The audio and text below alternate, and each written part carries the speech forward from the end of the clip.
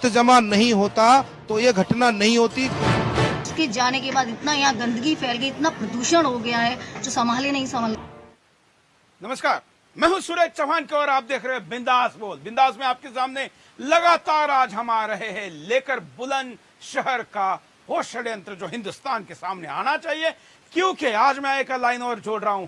जो षड्यंत्र बुलंद शहर में हुआ है यह हिंदुस्तान के बाकी हिस्सों में आने वाले दिनों में होने वाला है, क्योंकि देश में महत्वपूर्ण भविष्य के हजारों साल का इस देश का भविष्य तय करने वाले 2019 के चुनाव होने वाले हैं और राजनीतिक जमात हिंदुस्तान में बड़े बड़े षड्यंत्रों के द्वारा उसको प्रभावित करने की कोशिश कर रही है। ऐसे में इस बुलंदशहर के न्यूज को बाकी चैनलों ने, मीडिया ने भले ही छोड़ दिया हो, हमने नहीं छोड़ा है, क्योंकि उन्होंने जो सवाल खड़े किए उसका दूसरा पहलू जब सामने आने लगा है, सत्य सामने आने लगा है, हिंदुओं को जिसका पर्दाफाश हुआ है, अब चैनल वाले गायब हैं।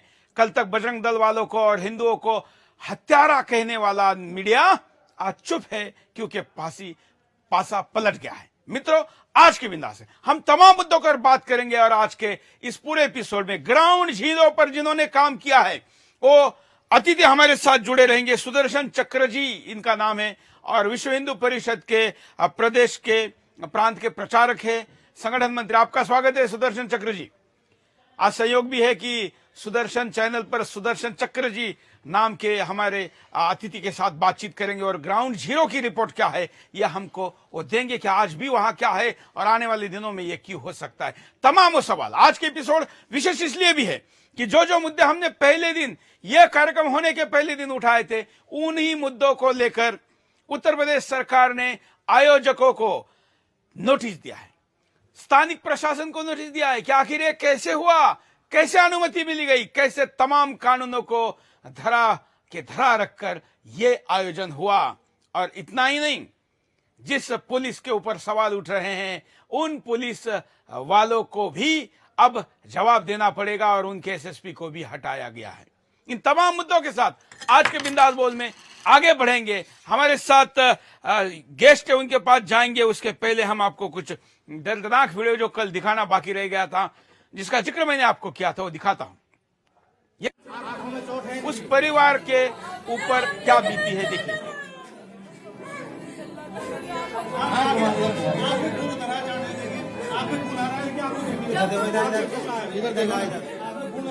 इधर जमीन रोड को देखते हो तुम, बढ़िया आगे थोड़ी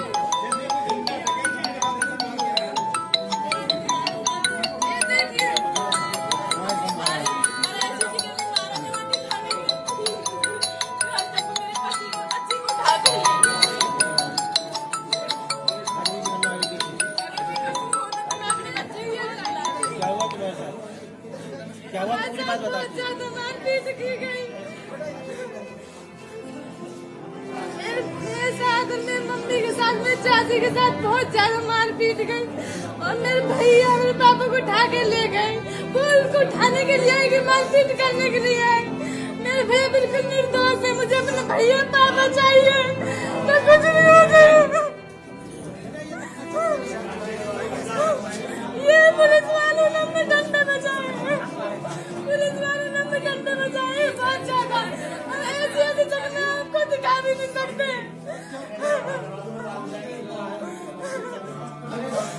पुलिस आई थी और रात में हम सबको मारपीट लगाई और इनकी इतना अत्याचार करा है हमारे साथ में कि हम आपको बता ही नहीं सकते। ऐसी जगह हमारी चोट आई हुई है और इनके साथ में तो और भी ज्यादा बदतमीजी की गई है। ये आप देख सकते हैं, इनके साथ में जो हुआ है आप देख सकते हैं। ये हमारे भैया है और ये निर्दोष। बजरंग दल के जिला संयोजक जिसको आरोपी बनाया गया है, उनके ये परिवार वाले हैं, उनकी मां है, उनकी बहन है, उनकी प्रताड़ना पुलिस द्वारा कैसी की गई है, ये वीडियो आपके सामने देखिए।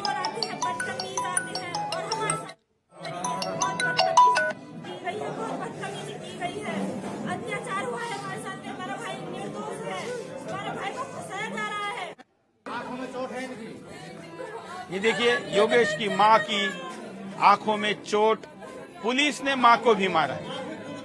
ये चाची है जो सेंटर वीडियो में दिख रही है, ये देखिए आंख लाल पड़ी है। हमारी टीम ग्राउंड जीरो पर गई थी, उन्होंने ये शूट करके लाया है। उनके आंखों में आज भी ये जख्म हैं। ये हाथों में देखिए महिला है और पुरुष पुलिस वालों ने ये मारा है।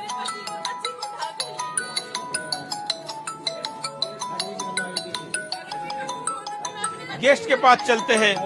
सुदर्शन चक्र जी हमारे साथ हैं।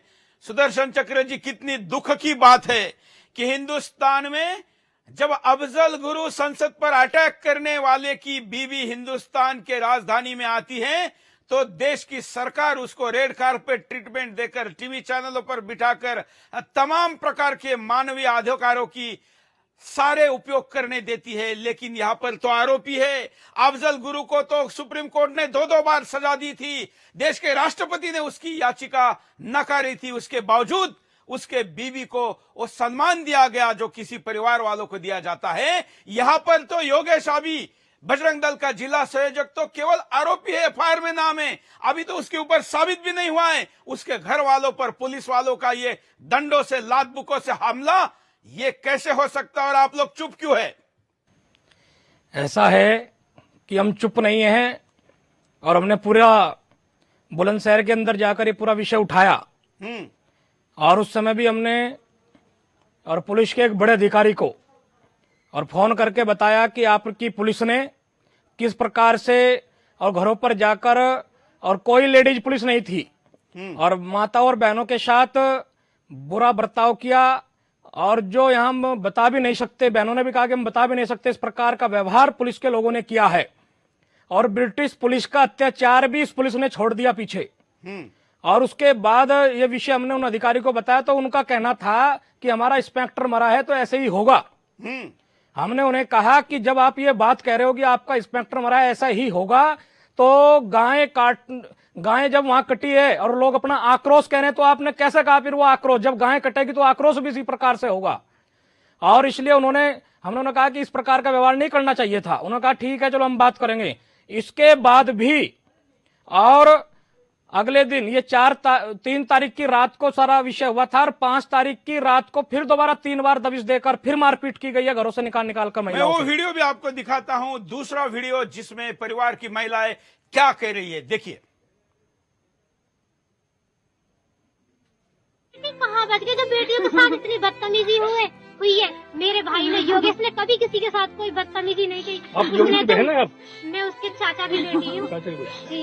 मैंने कभी, हमारे भाई ने कभी किसी के साथ कोई बदतमीजी नहीं की। योगेश ने राज्य पुलिस आई थी, उनके साथ लेडीज पुलिस ठीक है? नहीं पुलिस, केवल जेंट्स पुलिस नहीं हमारे साथ बदतमीजी करी। मेरी चाची के कपड़े फाड़े, उन्हें मार लगाई है। उन्होंने कभी किसी के साथ कोई बदतमीजी नहीं की। योगेश तो कहीं किसी की बहन बेटी के साथ गलत होता भी नहीं दे सकता। वो तो सबकी रक्षा करता है। यदि कहीं गाय कट रही है तो उनकी भी रक्षा करता। क्या गौ माता नहीं होती? वैसे कहते हैं गौ माता है, वैसे योगी जी भी ये कहते हैं गौ माता है। गौ माताओं को बचाओ। किस तरीके से बचाया जाए गौ माताओं को और बेटियों को किस तरीके से बचाया जाए? वैसे कहते हैं बेटी बचाओ। बेटी कहाँ से बच जाएंगी? जब हमारे साथ ऐसा हो रहा है तो बेटी बच जाएंगी। तुम्हारे साथ इतनी बदतमीजी हो रही है, हमें इतनी गंदी गंदी गाली हमारे माँ बाप ने मिली थी जो उन्होंने हमें गाली दी है पुलिस वालों ने। कितने लोग थे पुलिस वाले? कम से कम 35-40 जने थे। हमारे छत की साइड से आए थे। कोई जगह आ गए, वो पुलिस नहीं थे, वो तो आतंकवादी थे। हमारे साथ इतनी मार पिटाई करी है जो उन्होंने।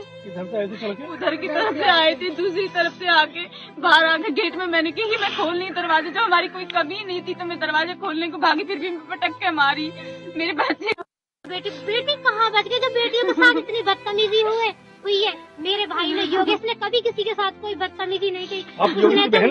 मैं उसके चाचा की बेटी हूँ जी। मैंने कभी, हमारे भाई ने कभी किसी के साथ कोई बदतमीजी नहीं की। योगेश ने राज्य पुलिस आई थी, उनके साथ लेडीज पुलिस ठीक है? नहीं पुलिस, केवल जेंट्स पुलिस नहीं हमारे साथ बदतमीजी करी। मेरी चाची के कपड़े फाड़े, उन्हें मार लगाई है। उन्होंने कभी किसी के साथ कोई बदतमीजी नहीं की। योगेश तो कहीं किसी की बहन बेटी के साथ गलत होता भी नहीं दे सकता। वो तो सबकी रक्षा करता है। यदि कहीं गाय कट रही है तो उनकी भी रक्षा करता। क्या गौ माता नहीं होती? वैसे कहते हैं गौ माता है, वैसे योगी जी भी ये कहते हैं गौ माता है। गौ माताओं को बचाओ। किस तरीके से बचाया जाए गौ माताओं को और बेटियों को किस तरीके से बचाया जाए? वैसे कहते हैं बेटी बचाओ। बेटी कहाँ से बच जाएंगी? जब हमारे साथ ऐसा हो रहा है तो बेटी बच जाएंगी। हमारे साथ इतनी बदतमीजी हो रही है, हमें इतनी गंदी गंदी गाली हमारे माँ बाप ने मिली थी जो उन्होंने हमें गाली दी है पुलिस वालों ने। कितने लोग थे पुलिस वाले? कम से कम 35-40 जने थे हमारे छत की साइड से आए थे, नहीं तो आपके घर में पड़े थे। कोई जगह आ गए, वो पुलिस नहीं थे, वो तो आतंकवादी थे, हमारे साथ इतनी मार पिटाई करी है जो उन्होंने। किधर से आए थे चल के? उधर की तरफ से आए थे, दूसरी तरफ से आके बाहर आके गेट में मैंने की कि मैं खोल नहीं दरवाजे, जो हमारी कोई कमी नहीं थी तो मैं दरवाजे खोलने को भागी, फिर भी पटक के मारी। बताइए सुदर्शन जी, कैसे ये दिन हैं? हिंदुस्तान की पुलिस है कि पाकिस्तान की पुलिस है? और क्या इससे योगी जी की बदनामी नहीं होगी, मोदी की बदनामी नहीं होगी? एक भगवा कपड़ाधारी जब राज्य का मुख्यमंत्री हो और उसी संगठन से आता हो जिसके परिवार के महिलाओं के ऊपर जो बोल रहे कि आतंकवादी से भी गंदी हरकत पुलिस वाले करे। पुलिस ने अपनी सीमाओं को लांघकर बहन बेटियों का अपमान किया है, पूरी तरह से मारपीट और 2 दिन तक वहां चली है।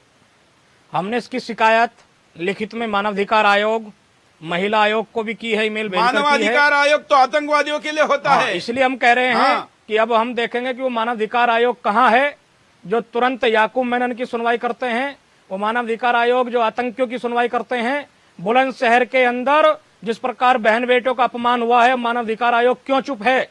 वो स्वतः संज्ञान लेता है। यहाँ हमने शिकायत की है लिखित में, अब तक भी कोई संज्ञान नहीं लिया गया है। महिला आयोग की माननीय अध्यक्षा को हमने फोन करके बताया है, अब तक भी कोई संज्ञान नहीं लिया गया है। और वहां बराबर पुलिस अत्याचार कर रही है और अब उगाई का काम भी शुरू हो गया है। अब अज्ञात में जितने नाम थे, रोज अनेक गांव के नौजवानों को उठाकर लाया जाता है, उगाई की जा रही है। पुलिस प्रशासन ने ब्रिटिश राज की पुलिस को भी पीछे छोड़ दिया है। क्या आपने इस बात को मुख्यमंत्री तक नहीं पहुंचाया? हमने उनके पास भी लिखित में शिकायत भेजी है और पूरा हमने 3 तारीख के बाद तुरंत, और ये पूरा लिखकर माननीय मुख्यमंत्री जी को जो वहां की वास्तविकता थी तुरंत हमने भेजी है।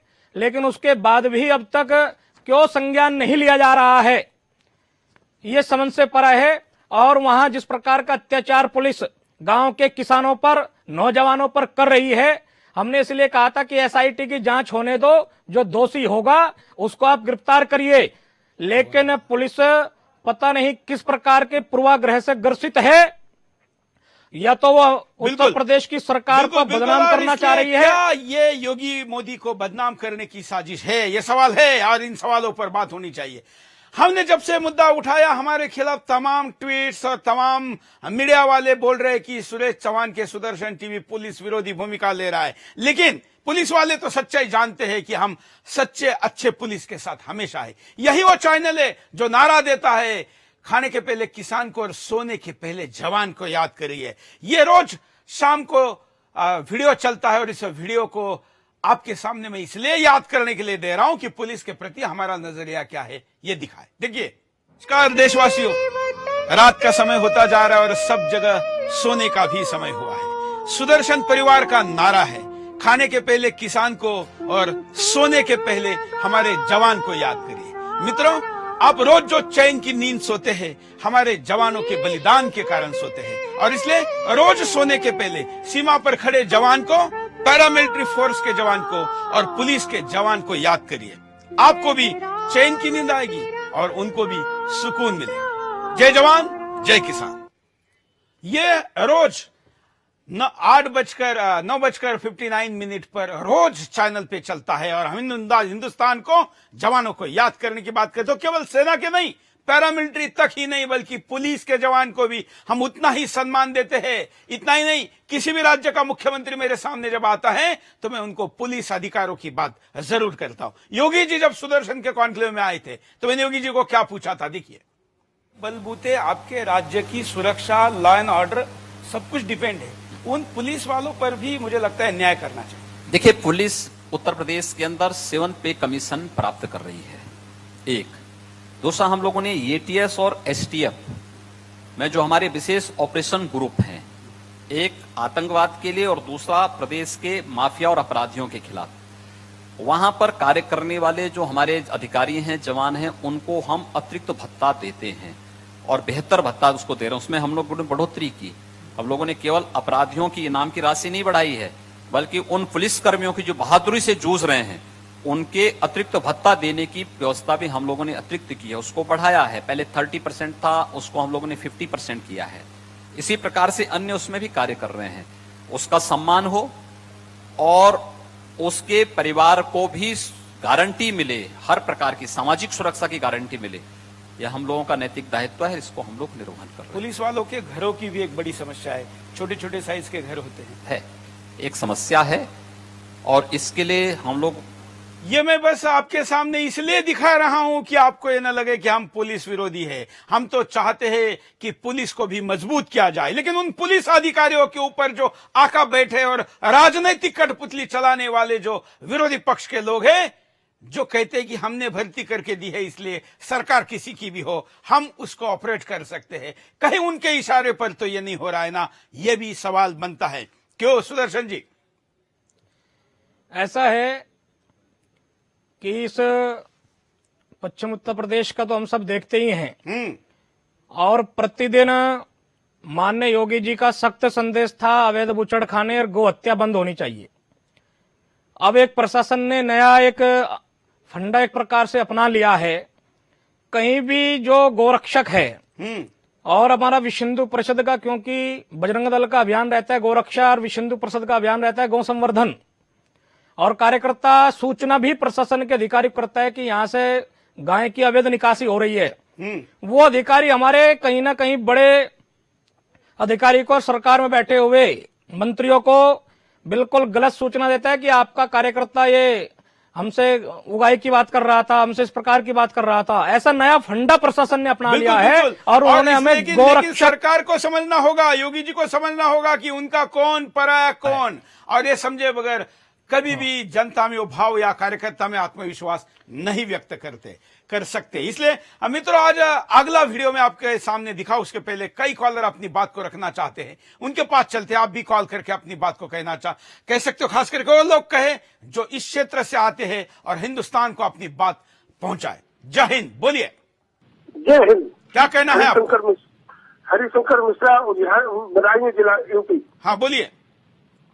ये कहना है, योगी जी मोदी जी बधाई के पात्र है,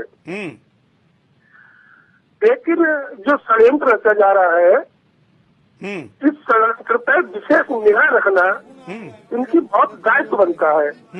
वरना जो मौका मिल रहा है या जो पब्लिक ने दिया है, जो समाज ने उनको भरोसा दिया है, वो भरोसे पर अगर खड़े नहीं उतरे, ऐसे ही हिंदू समाज के लिए सजाएं मिलेंगी, परेशान हो रहा है, इसकी इनको बिल्कुल ध्यान नहीं है।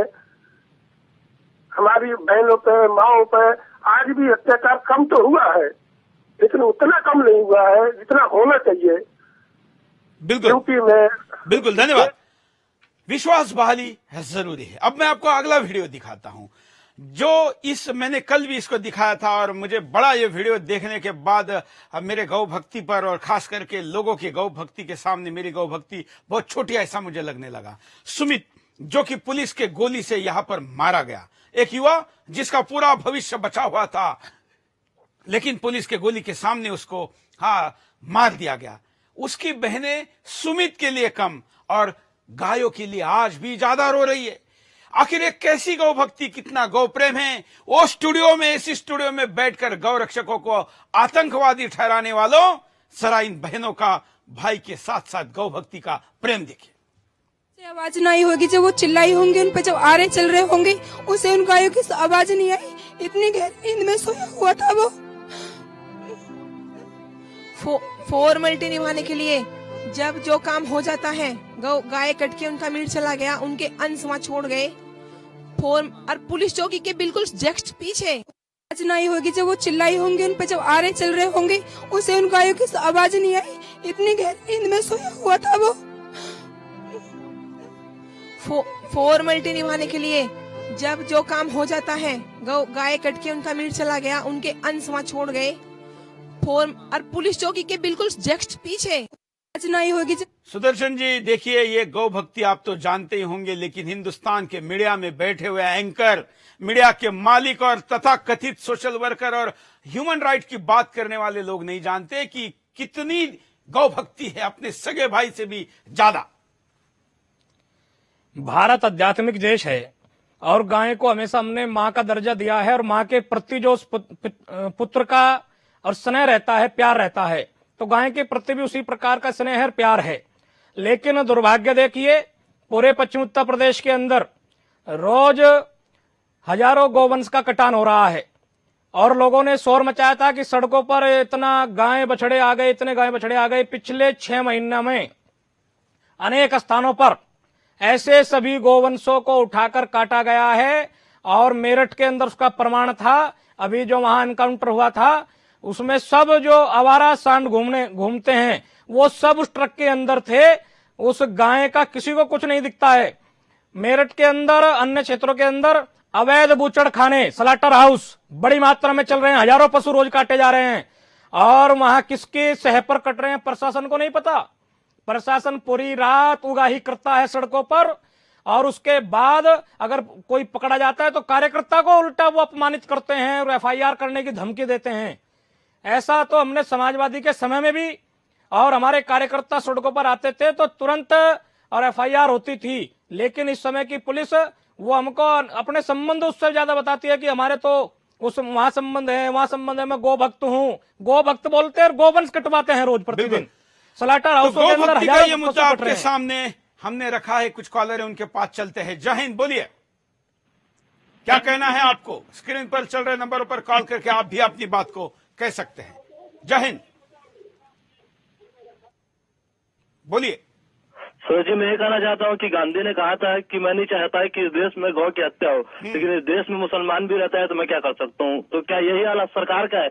ऐसी क्या परिस्थिति है कि सरकार को गौ हत्या पे कानून बनाने में दिक्कत हो रही है? राज्यसभा में बहुमत नहीं है, लेकिन लोकसभा और राज्यसभा का दोनों को मिला के गौ हत्या पे कानून बनाया जा सकता है बिना संवैधानिक। धन्यवाद। गौ रक्षकों की बात जब भी स्क्रीन पर आती है, तमाम टीवी चैनल जैसे वो आतंकवादी है ऐसा बताते हैं। इसका कारण क्या है?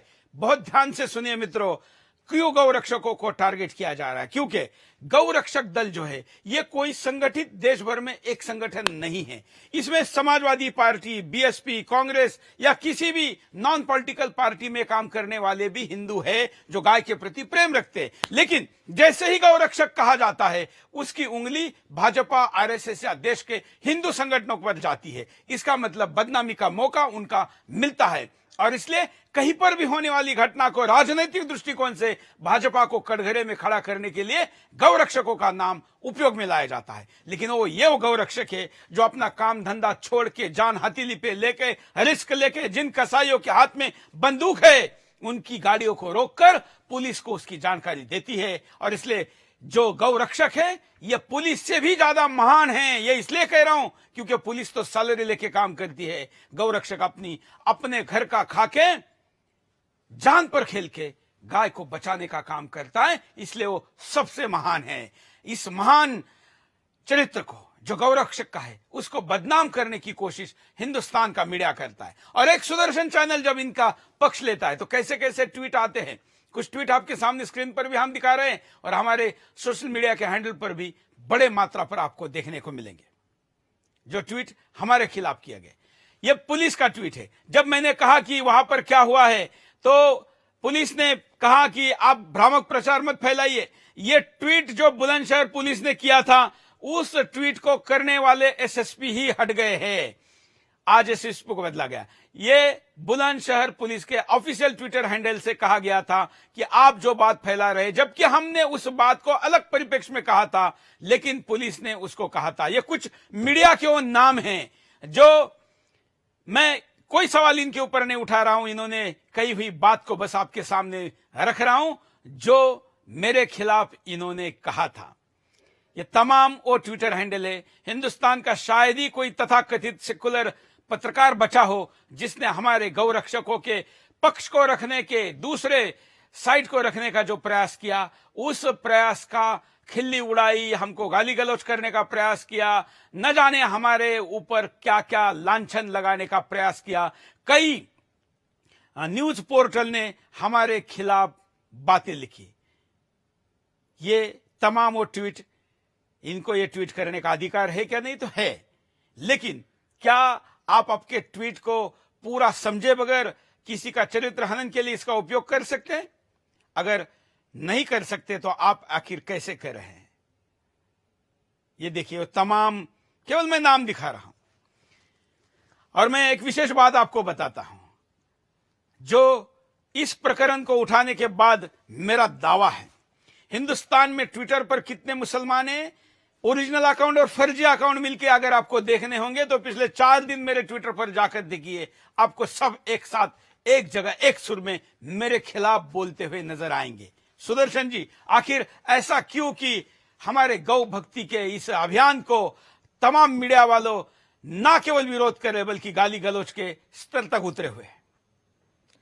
ये दुर्भाग्यपूर्ण है कि इस देश के अंदर गौ भक्तों को गुंडा कहा जाता है और गो हत्यारों के साथ इस देश का वामपंथी विचारधारा से पोषित, चाहे वो पत्रकार हो और अन्य संवैधानिक संस्थाओं के लोग भी हों, वो गोरक्षकों को गुंडा कहकर और रामचंद्र गुहा जैसे ऐसे वरिष्ठ लेखक, उन्हें शर्म आनी चाहिए। गोवा में बैठकर और सारे देश के नहीं 125 करोड़ इस देश के हिंदुओं की भावनाओं को कैसे गोवा में कुचलते हैं और ऐसे लोगों को सम्मानित किया जाता है इस देश के अंदर। ये दुर्भाग्यपूर्ण है। जिसको आप कह रहे लेखक और लोग इतिहासकार कहते हैं, मैं तो चिरकुट कहता हूं, ये लोगों का कोई अस्तित्व नहीं है, ये पता नहीं किन्होंने बनाया है। ये पहले तो इसने ट्वीट किया है कि मैं तो शाकाहारी हूं, लेकिन अब जब देश में गाय के खिलाफ बोलने पर मान सम्मान मिल रहा है तथाकथित वर्ग के द्वारा, तो गोवा में जाकर कहते कि मैं बीफ खा रहा हूं बीजेपी शासित राज्य में।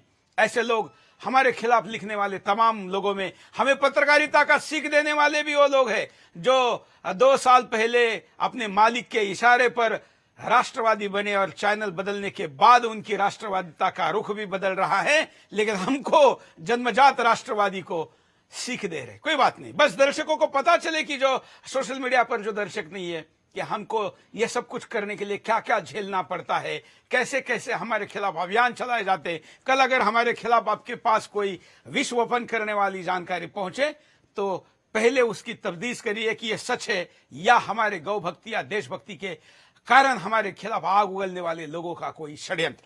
कॉलर के पास चलते हैं, आप भी कॉल कर सकते हैं। अगले मुद्दे पर इस कॉल के बाद मैं बढ़ूंगा। जय हिंद। हेलो, बोलिए। हाँ, मैं चेन्नई से बोल रहा हूँ सुरेश जी। बोलिए बोलिए। मैं अनिल रांका बोल रहा हूँ। एक्चुअली मैं जैन हूँ सर। हाँ। और हमारे महावीर स्वामी भगवान ने बोला कि एक छोटी सी चिट्ठी को मारने में भी बहुत बड़ा पाप है। भगवान महावीर स्वामी ने ये बात बोली हुई है।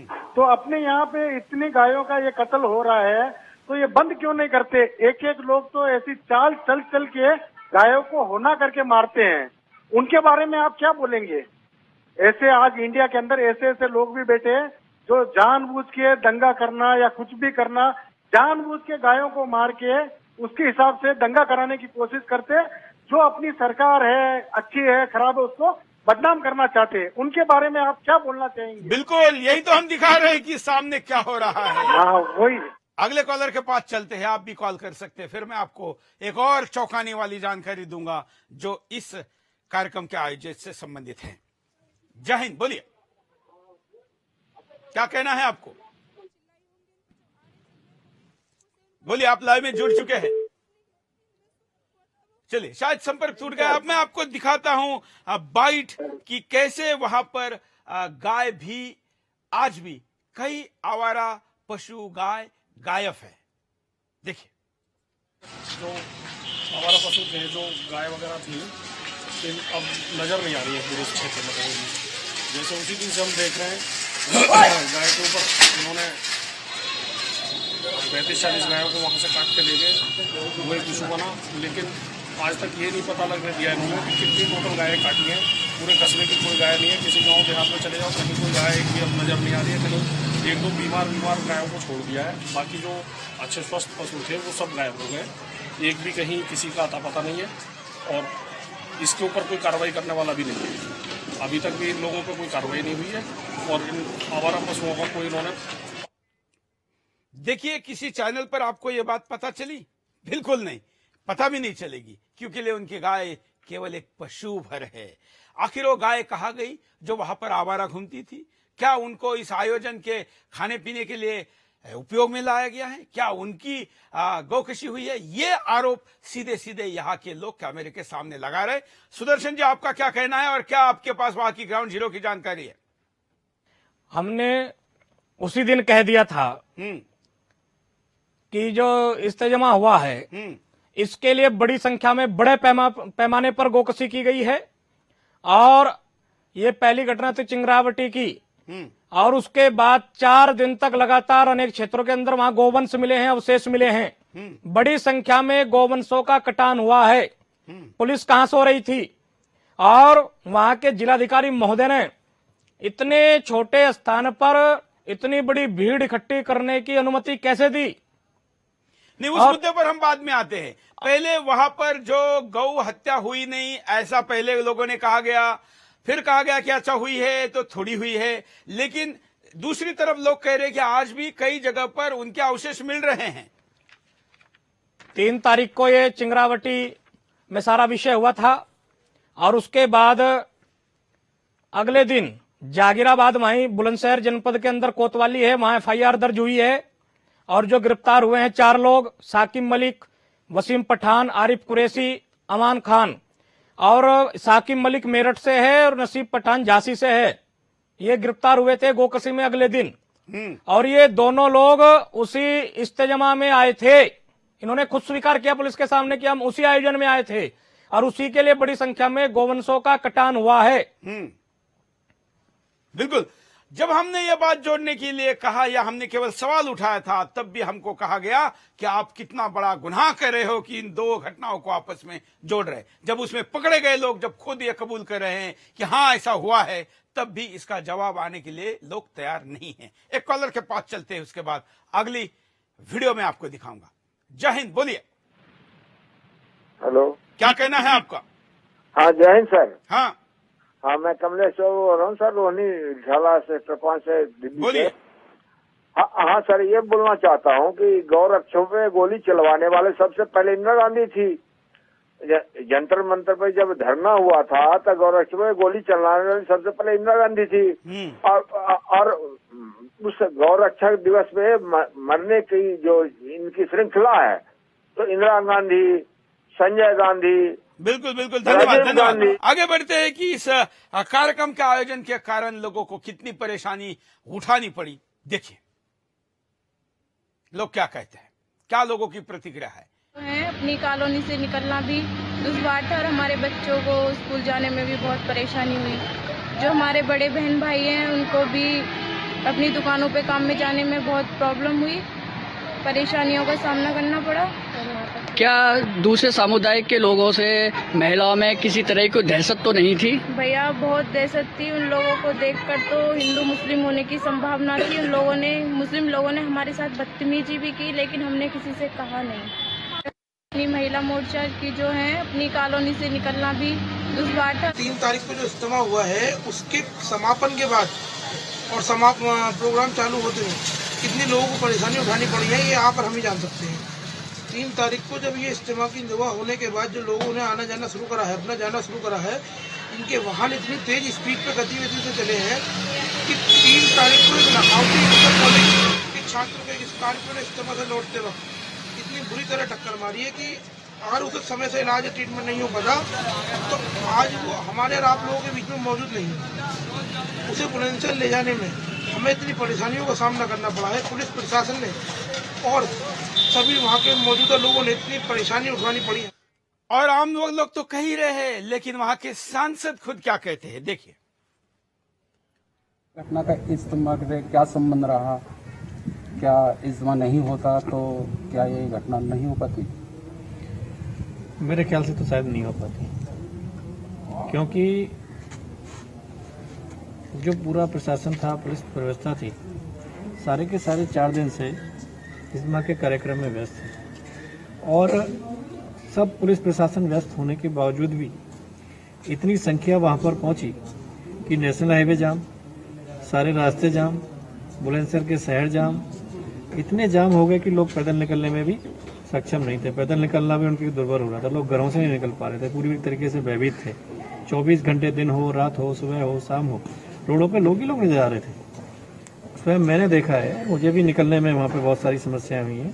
मेरी गाड़ी थी, निकल जाती थी, लेकिन जिस तरीके से व्यवस्था बनी उस तरीके से पूरा बुलंदशहर अस्त व्यस्त हो गया। स्कूल प्रशासन को बंद करने पड़े, क्योंकि और स्कूल के साथ साथ जो लोकल गली हैं, कॉलोनी हैं, वहाँ पर लोगों ने गाड़ियाँ खड़ी कर दी। वहाँ पे लोग आ गए। जिस दिन ये कार्यक्रम था उस दिन के लास्ट दिन मैंने डीजीपी लखनऊ बात की और उनको बताया कि इस तरीके से मतलब लोग घरों में घुस के आ गए हैं। कई कॉलोनी वालों ने डीएम साहब से बात की कि आपने क्या कॉलोनी के घरों की परमिशन दे रखी है क्या लोगों को करने की। तो इतनी संख्या थी, प्रशासन को कहीं ना कहीं आयोजकों ने अंधेरे में रखा।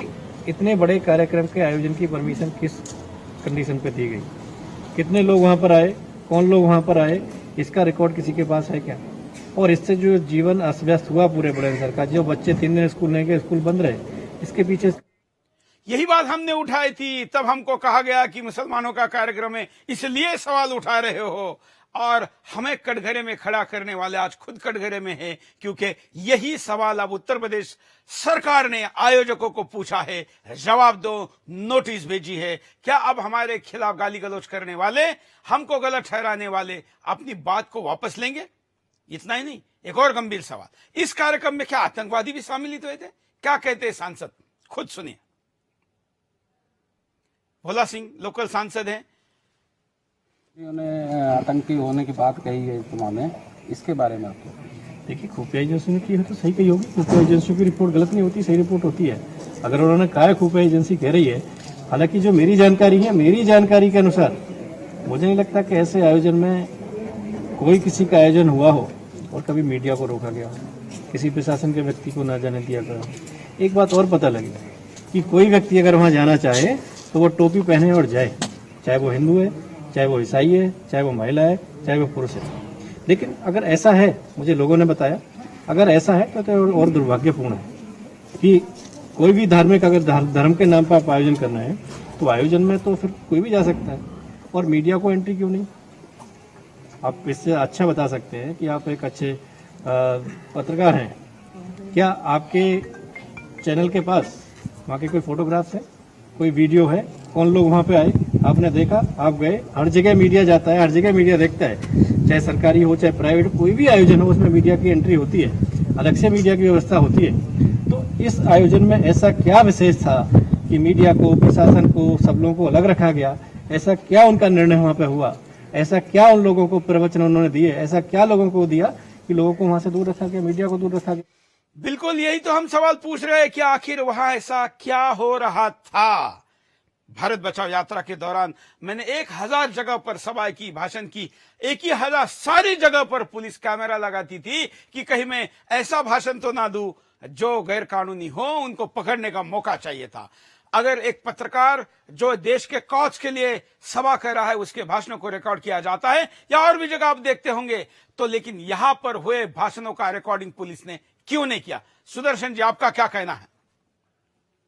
ये जो बुलंदशहर के अंदर आयोजन हुआ है, इस आयोजन में कितने लोगों की अनुमति थी और वहां कितनी बड़ी संख्या में लोग आए हैं? और बुलंदशहर के अंदर ही लोग बंधक नहीं हुए। पूरे पश्चिम उत्तर प्रदेश के अंदर सड़कों पर ऐसे लगने लगा था कि जैसे आतंक मुस्लिमों के द्वारा मचा दिया गया हो। लोगों के साथ बदतमीजी, बहन बेटियों से छेड़खानी। हमारा भी आयोजन हुआ था 25 फरवरी को मेरठ के अंदर संघ का, और राष्ट्रोदय कार्यक्रम हुआ। 3 लाख लोग आए। एक भी व्यक्ति कह सकता हो कि किसी के साथ बदतमीजी हुई हो, कहीं किसी प्रकार की समस्या हुई हो, ट्रैफिक की समस्या हुई हो, लेकिन यहां जिस प्रकार का माहौल बनाया गया और लोगों को डराया गया, 10,000 वॉलंटियर मुस्लिमों के हाथों में लाठियां लेकर सड़कों पर थे। क्या मतलब था उनका? और लोगों के साथ उनकी वाहनों से तोड़फोड़ कर रहे थे, बदतमीजी कर रहे थे। पुलिस कहां चली गई थी? सारी सड़कों की चेकिंग व्यवस्था खत्म हो गई थी। और उसी के आधार पर इसका मतलब लगता है कि अवैध गौ की निकासी हुई है, क्योंकि पुलिस सड़कों से हटवा दी गई थी और ट्रकों के अंदर गोवंश, गोमांस बड़ी संख्या में इस आयोजन के लिए सप्लाई हुआ है। और आज वो मीडिया कहां चला गया? श्री श्री रविशंकर जी महाराज अगर कार्यक्रम करते हैं नोएडा के अंदर तो एनजीटी भी उन पर और बड़ा भारी जुर्माना लगाती है। और बुलंदशहर के अंदर क्या स्थिति की है जाकर देखिए, कैसे सारा बुलंदशहर पॉलीथीन से पटा पड़ा है। और जगह जगह कूड़े के ढेर लगे पड़े हैं, उनमें आग लगाई जा रही है। सारे वीडियो दिखाए थे, जिन वीडियो में आप ये बात कर रहे हैं गंभीर सवालों की तरफ आगे बढ़ते हैं। आज ना एनजीटी दिखाते हैं कि आज क्या कहते हैं, देखिए। भोला सिंह, स्थानीय सांसद बुलंदशहर। ना है इसमें क्या हिंदूवादी संगठनों को बदनाम करने की कोशिश की गई है? निश्चित ही कहीं ना कहीं चूक है, और आप देख रहे हैं आपके चैनलों के माध्यम से हमारी भी नजर में आ रहा है कि कभी किसी का नाम, कभी बदन का नाम, कभी किसी फौजी का नाम, कभी किसी और का नाम। एक पुलिस प्रशासन एक जगह तो रुके, अगर दोषी है तो एक ही आदमी तो होगा, एक ही व्यक्ति तो होगा, एक ही वो तो होगा। कभी किधर कभी किधर कभी किधर, ये घूम किधर रहे। और ये आज तक अभी तक किसी ने नहीं सोचा कि जो गौकसी हुई उसका जिम्मेदार कौन है, वो क्यों हुई, और जो सुमित को गोली मारी वो किसने मारी, उन पर कार्रवाई क्यों नहीं हो रही। एक तरफा की पुलिस वाले को गोली लगी, पुलिस वाले का ये हुआ, उसके पीछे सब लोग लगे हुए हैं, लोगों को गांव गांव जाके घर घर में जाकर परेशान कर रहे हैं रात को। लेकिन दूसरी साइड है, उस साइड में कार्रवाई क्यों नहीं हो रही, उस साइड में क्यों नहीं पकड़ा जा रहा। उन लोगों के साक्ष्य कब सामने आएगा कि सुमित को गोली किसने। अब हम आपको दिखाते हैं कि जो कूड़े का भी हमने मुद्दा उठाया था वो तो अब उससे भी बड़ा निकला है। देखिए सांसद उस पर क्या कहते हैं। के बाद आप देखेंगे वहां जाके तो पूरा खेतों में पॉलिथीन पड़ी हुई है, दुनिया भर की गंदगी पड़ी हुई है। जिन लोगों के खेत थे उनके खेत पैदल चलने वालों ने बर्बाद कर दिए, और लोग इकट्ठा कर करके अपनी वहां पर पॉलिथीन जला रहे हैं। बुलंदशहर एनसीआर का पार्ट है, और एनसीआर एनजीटी के अकॉर्डिंग लोगों ने दीपावली पे अपने घरों में पटाखे नहीं जलाए क्योंकि पॉल्यूशन न बढ़े। अगर लोग इतना जागरूक हो सकते हैं, लोग अपने पॉल्यूशन को कंट्रोल कर लेके इतना कर सकते हैं, तो प्रशासन की देखरेख में जो इतनी पॉलिथीन आई कहाँ से आई, जो लोग खेतों में जला रहे हैं अभी क्यों जला रहे हैं, ये जो पॉल्यूशन जा रहा है इसकी जिम्मेदारी कौन लेगा। तो मैं तो यही मांग करूंगा कि एनजीटी इस पर संज्ञान ले, और संज्ञान लेके जो लोग इसमें दोषी हैं, चाहे वो आयोजक हों, चाहे जिन्होंने परमिशन दी है वो हों, और चाहे जो इसके पीछे हैं वो हों, उन पर कार्रवाई होनी चाहिए। अब एक अगले पहलू की तरफ बढ़ते हैं। इस पूरे घटनाक्रम में जब संत सैनिक तमाम लोगों के ऊपर और सतियों को भी प्रताड़ित किया गया है, तो सैनिक कैसे बच सकता है। एक सैनिक को भी आरोपी बनाने की दिशा में आगे हलचल हो रही है। उनका जीतू फौजी को जो पकड़ा गया, उनके भाई धर्मेंद्र क्या कहते, वो भी फौजी है, सुने उनकी बात। मेरा नाम धर्मेंद्र मलिक है और मैं अभी प्रेजेंटली पुणे में तैनात हूं। और यहाँ पे जो शाने में हिंसा हुई है, घटना हुई है, उसमें मेरे भाई को फंसाया जा रहा है एक षड्यंत्र के स्वरूप। इसमें मेरे भाई का कोई लेना देना नहीं है, और इसके जो भी एवज में मेरे पास प्रूफ है, मैं सबको साबित कर दूंगा। जो इन्होंने दिया है, जिस हिसाब से मेरे भाई को प्रेजेंट किया है कि वो उसने एक इंस्पेक्टर का सुबोध जी का मर्डर किया है। जो भी इंस्पेक्टर जी हैं, हमारा उनसे कोई पर्सनली वो तो है नहीं, ना कभी हमारी एफआईआर हुई है, कभी कुछ ऐसा नहीं है। क्या सबूत है आपके पास? मेरे पास में जो कि मेरे भाई की मैं सीडीआर निकलवा दूंगा। जब इन्होंने ये बताया है कि ये उस टाइम पे कत्ल हुआ, जो भी जिस टाइम की भी है, मैं उस टाइम पे ये प्रूफ कर दूंगा कि मेरा भाई उस टाइम पे उस उक्त घटना स्थल पर नहीं था। और मैं अपने भाई की वीडियो फोटो दिखाना चाहता हूं आप लोगों को कि जो ये वीडियो फोटो दिखा रहे हैं जिस बंदे की, वो मेरा भाई नहीं है। आप सब लोग देखिए, ये मेरे भाई की वो है फोटो है, आपको मैंने दे दी है, आप उसे ज्यादा से ज्यादा लोगों को शेयर करें। सर हाँ जी, प्रदर्शन के दौरान आपका भाई भी दिखाई दे रहा है वहाँ पे। हाँ, वो कैसे वहाँ पहुंचा, किस लिए पहुंचा, क्या कुछ घटना है, थोड़ा विस्तार से बताइए। हाँ, मेरा भाई एक्चुअली क्या था कि उसे जाना था ड्यूटी। उसकी जो 19 तारीख को आया था, मेरी सिस्टर की थी, लड़की की शादी थी, तो हमें भात देना था 19 तारीख का। तो 19 तारीख को वो 19 तारीख से ड्यूटी छुट्टी आ गया था। तो छुट्टी आने के बाद में उसकी 4 तारीख की रिपोर्ट थी, 4 दिसंबर को। तो जैसे वहां पे घर पे हमारी सब तैयारियां हो गई थी जाने के लिए जीतू की। तो जैसे जीतू चिंगरावटी आया था वहां पे, तो गांव से भी आ रहे थे बंदे के भाई ऐसे ऐसे गाय कटी है, तो जीतू भी उनके साथ में, मतलब जो बंदा छोड़ने आ रहा था उसके साथ में ही वो भी आ गए। तो वहां पे जैसे जीतू आया चिंगरावटी, जीतू को भी रोक लिया और वे ले गए, बोला फौजी आ भाई तू भी बोल कुछ। बट मेरे भाई ने कुछ नहीं बोला, गया। जैसे जीतू को पहुंचा, जीतू को देखा गांव वालों ने, तो जीतू के साथ में हल्ला मचाना शुरू कर दिया, जबकि जीतू के हाथ में कोई भी इस तरीके का कोई भी ऐसा रिएक्शन नहीं है। तो मतलब क्या क्या नहीं हो रहा है। आपने संतों को बदनाम किया, आपने हिंदू धर्म के सैनिकों को बदनाम किया, आप सेना के सैनिकों को बदनाम कर रहे हैं और आपने सतियों को भी प्रताड़ित किया। सुदर्शन चक्र जी, पुलिस प्रशासन का जो फेलियर बुलंदशहर के अंदर हुआ है, वो रोजाना कोई ना कोई नई कहानी गढ़कर और निर्दोष लोगों को अपने आप को बचाने के लिए किसी को भी फंसाने को तैयार हैं। प्रतिदिन ऐसा ही हो रहा है, रोज नए नए आरोप प्रत्यारोप लग रहे हैं। और हमने इसलिए शुरू में ही कहा था कि आपकी एसआईटी का गठन हो गया है तो आपकी एसआईटी जांच करे, और जांच करने के बाद जब ये प्रमाणित हो जाए, क्योंकि वो घटना दुर्भाग्यपूर्ण है, हमने शुरू में भी कहा था, और इंस्पेक्टर जो थे उनकी हत्या लोकतंत्र में ये एक प्रकार से दुर्भाग्यपूर्ण घटना घटित हुई है। ऐसा नहीं होना चाहिए लोकतंत्र के अंदर, लेकिन जिसने भी की है वो पकड़ा जाना चाहिए। लेकिन उससे पहले एसआईटी की पूरी जांच हो, और इस प्रकार से किसी को भी प्रताड़ित करना, उस समय उस पर क्या बीतती है जब किसी पर फर्जी आरोप लगाकर, और यही काम हुआ है योगेश राज के साथ भी। उसके सगे चाचा को और उसके चाचा के लड़के को पुलिस घर से उठाकर लाई पूछताछ के नाम पर, कहां है योगेश, और अगले दिन उसी मर्डर केस में जेल में भेज दिया। अब क्या बीतेगी उसके परिवार पर, ये कोई भी नहीं देख रहा है।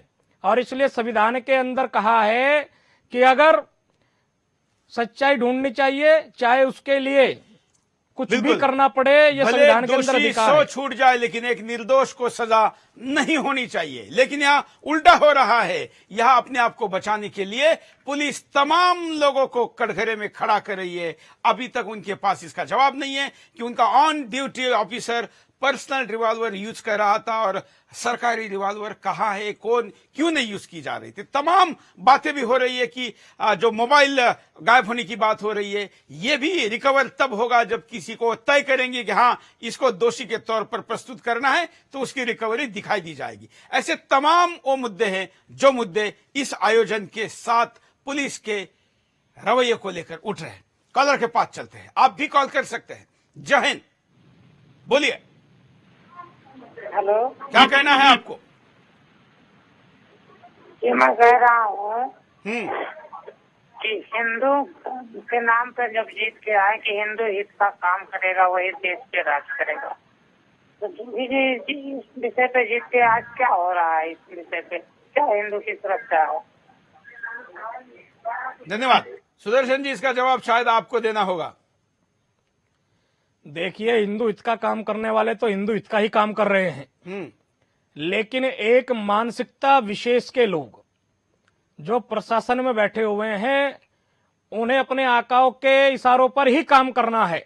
जो उन्होंने संविधान की शपथ ली है, वो शायद उस शपथ को भूलकर, और जो आका उनको यहां लाए हैं, और जिस प्रकार की पूर्व में अवैध भर्तियां हुई हैं, आज वो अपने आकाओं का वो। लेकिन आपको तो 1.5 साल हो गया सत्ता में बैठ के, आपने क्यों भर्ती नहीं किया? सत्ता में तो भाजपा है, नहीं किया। हम सत्ता में नहीं है, सत्ता में भाजपा है, वो जवाब देगी। ठीक है, लेकिन हम तो सामाजिक काम करने वाले लोग हैं, और हम देख रहे हैं, क्योंकि हम बिल्कुल धरातल पर रहकर काम करते हैं। पुलिस प्रशासन के रवैया, उसके अनेक अधिकारियों का रवैया आज भी हिंदू विरोधी है और गौ विरोधी है। आज भी वो पशु मानते हैं और बोलते हैं आप क्या पशुओं की बात उठाकर रखते हो हर समय। इस प्रकार का व्यवहार ये निंदनीय है, और उसी के कारण से सारी समस्याओं का और ये निर्माण हो रहा है, समस्या खड़ी हो रही है। इसलिए हमने बार बार कहा कि अगर गौवंश की हत्या नहीं होती तो इतनी बड़ी घटना कारित नहीं होती। और उल्टा भी कहा जा सकता है कि ये कार्यक्रम ही नहीं होता तो गोवध भी नहीं होता। ये कार्यक्रम की आवश्यकता ही नहीं थी। आप भी कॉल कर सकते हैं। सोशल मीडिया पर लाइव देने वाले कमेंट्स भी हम आपको शेयर करेंगे। कॉलर के पास चलते हैं। जय हिंद, बोलिए। जी सर, मैं ये कह रहा हूँ ना, ये जो कांड हुआ सिंगरावटी, एक गौ हत्या का मैटर है ये। हाँ, एक गौ हत्या के मैटर, पब्लिक तो मतलब जनता पे एक्सीडेंट पे इकट्ठी हो जाती है, कहीं एक कोई लफड़ा होता है उस पर इकट्ठी हो जाती है। और यहाँ जो जनता इकट्ठी हुई है, इस पर जो भी इकट्ठा होगा उसका वीडियो फिलहाल फिल्म बना ली गई है, और उसको उठा उठा कर उनके घर में उनकी बहन बेटी के साथ में वो बदतमीजी करी जा रही है। तो इसका शोभा देगी यही तो हम दिखा रहे हैं कि कैसे अत्याचार हो रहे हैं। तो जी मैं कह रहा हूँ, हमारे यहाँ के सांसद जी हैं, मतलब अपने घर बैठे रहे, मतलब वो थोड़ी है टीवी पे डिबेट दे रहे हैं। वो जनता के पास, वो उसके गाँव में जाना, उसमें कहना, ये भी बिल्कुल हमारे बीजेपी के हैं। बिल्कुल, आपने और क्या वहां पर अनुभव किया, आप और क्या ज्यादा जानकारी दे सकते हैं? मतलब जानकारी ये है, मतलब वहाँ चंद आदमी का लफड़ा था। एक मतलब ट्रैक्टर ट्रॉली में जो गौ हत्या के अवशेष थे उन्हें लेकर आए, जब इकट्ठे हुए तो भीड़ जनता इकट्ठी हो गई, उसमें झगड़ा हुआ। झगड़ा होने मतलब एक इंस्पेक्टर, ये पूरा प्रकरण वैसे तो बड़े षड्यंत्र का हिस्सा लगता है। आखिरी कमेंट सुदर्शन चक्र जी इस कार्यक्रम की। जी आगे क्या? पूरा विषय की अगर वास्तव में गहराई में जाएंगे तो जो वहां इंस्पेक्टर महोदय थे उनके व्यवहार की भी जांच होनी चाहिए, और जहां तक वो पूर्व में रहे हैं उनका व्यवहार इस प्रकार का रहा है कि लोगों के अंदर आक्रोश पनपता था, और घटना घट गई प्रातः काल और सूचना दी गई तो तुरंत एफआईआर दर्ज क्यों नहीं करी। और एफआईआर दर्ज करने के लिए कप्तान साहब ने हमारे एक बड़े पदाधिकारी को फोन किया कि आप योगेश राज को मेरी बात कराइए। कॉन्फ्रेंस पे लेकर बात की गई और उसके बाद योगेश थाने में चला गया और एफआईआर लिखी जा रही थी। एफआईआर के लिखने के बाद वहीं आ गया कि वहां पथराव हुआ है, और ग्रामीणों के अनुसार इंस्पेक्टर साहब बिल्कुल तनाव में थे, गुस्से में थे, और वहां जो ट्रॉली और गौ अवशेषों की भरी हुई खड़ी थी उसका ट्रैक्टर लेकर उसका मालिक चला गया था।